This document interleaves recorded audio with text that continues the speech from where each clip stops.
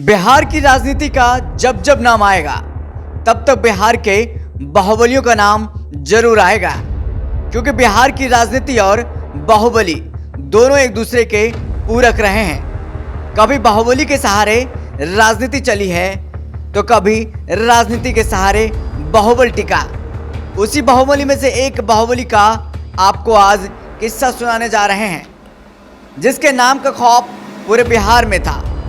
नेता एक इशारे पर घर दौड़े चले आते थे। उसी बाहुबली का नाम है मुन्ना शुक्ला। मुन्ना शुक्ला का बायोडाटा समझने के लिए थोड़ा फ्लैशबैक में जाना होगा। मुजफ्फरपुर का लंगट सिंह कॉलेज एक ऐसी जगह है जहां से हजारों आईएएस और आईपीएस निकले, लेकिन साथ में यहां से बीसियों बाहुबली भी वर्चस्व का जंग का ककहरा सीख कर समाज में आए। मुन्ना शुक्ला के पिता रामदास शुक्ला मुजफ्फरपुर के कोर्ट में वकालत करते थे। इस वजह से उनके चारों बेटे भी 10वीं पास करने के बाद बारी बारी से इसी लंगट सिंह कॉलेज में दाखिला हुए। लंगट सिंह कॉलेज के हॉस्टल में आसपास के जिले से आए छात्रों के बीच जाति और इलाके को लेकर वर्चस्व की जंग चलती थी। उस दौर के राजनेता उसे रोकने के बजाय उसे अपने हित में इसे हवा देने की मुनासिब समझते थे। छात्रों के बीच होने वाले इस झंझट में कौशलेंद्र शुक्ला उर्फ छोटन शुक्ला उभरे। छोटन शुक्ला लंगट सिंह कॉलेज में पढ़ाई की डिग्रियां हासिल करने के साथ अपराध और राजनीति की भी तालीम ले रहे थे। यहां से निकलने के बाद छोटन शुक्ला ठेकेदारी में गए और बाहुबल के बूते तिरहुत प्रखंड के सबसे बड़े ठेकेदार बन गए। इसी दौरान 1994 में छोटन शुक्ला की हत्या हो गई। मुन्ना शुक्ला ने भाई की हत्या को सहारा बनाकर अपराध की दुनिया में आधिकारिक एंट्री मारी। आरोप है कि बाहुबलियों की श्रेणी में एंट्री से पहले मुन्ना शुक्ला कोई बड़ा कांड करना चाहता था। आरोप है कि जिसके लिए उसने छोटन भाई शुक्ला की शव यात्रा निकाली, विरोध प्रदर्शन कराए। इस दौरान गोपालगंज के डीएम भीड़ शांत कराने पहुंचे थे।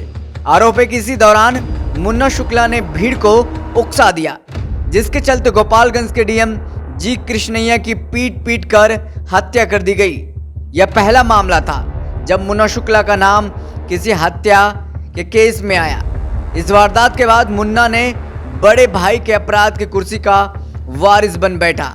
1994 से 1998 तक मुन्ना शुक्ला ने ठेकेदारी से खूब पैसा बनाया, साथ ही बिहार के दूसरे बाहुबलियों से अदावत लेता रहा। इसी दौरान मुजफ्फरपुर इलाके में ब्रिज बिहारी ऐसा नेता थे जो मुन्ना के बड़े भाई छोटन के दौरे से ही बाहुबलियों के सामने चुनौती पेश कर रहे थे। 1998 में राबड़ी देवी की सरकार में ब्रिज बिहारी प्रसाद मंत्री बने और अपना कद ऊंचा कर लिया। यह बात मुन्ना समेत दूसरे बाहुबलियों को लगातार कचोट रही थी। 3 जून 1998 को मंत्री ब्रिज बिहारी प्रसाद इलाज के लिए पटना के इंदिरा गांधी आयुर्विज्ञान संस्थान अस्पताल में थे। रात को पार्क में टहल रहे थे, तभी अपराधियों ने उन्हें गोलियों से भून डाला। इस केस में राजन तिवारी और विजय कुमार शुक्ला उर्फ मुन्ना शुक्ला, सूरजभान सिंह सहित 8 लोगों को आरोपी बनाया गया। इस वारदात में निचली अदालत से सभी आरोपियों को उम्र कैद की सजा सुनाई गई, लेकिन 25 जुलाई 2014 को मुन्ना शुक्ला, सूरजभान सिंह समेत सभी आरोपियों को पटना हाईकोर्ट ने बरी कर दिया। मंत्री ब्रिज बिहारी प्रसाद हत्याकांड के बाद कुछ दिनों के लिए मुन्ना शुक्ला का बुरा दौर शुरू हो गया। उसके पीछे पुलिस और प्रशासन हाथ धोकर पड़ गए।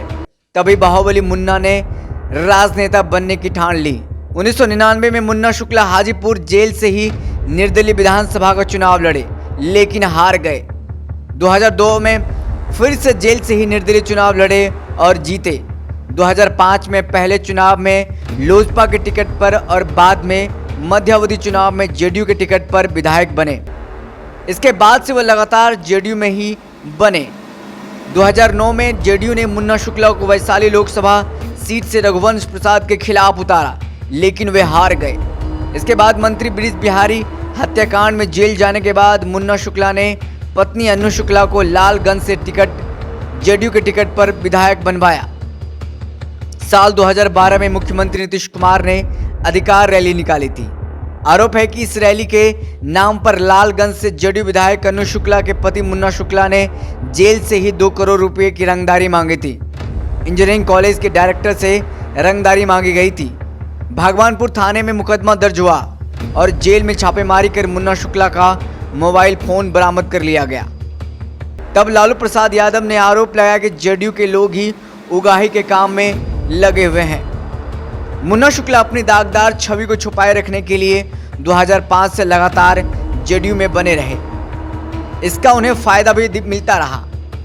माना जाता है कि वह ज्यादातर बड़े मुकदमों में बेदाग साबित हो चुके हैं।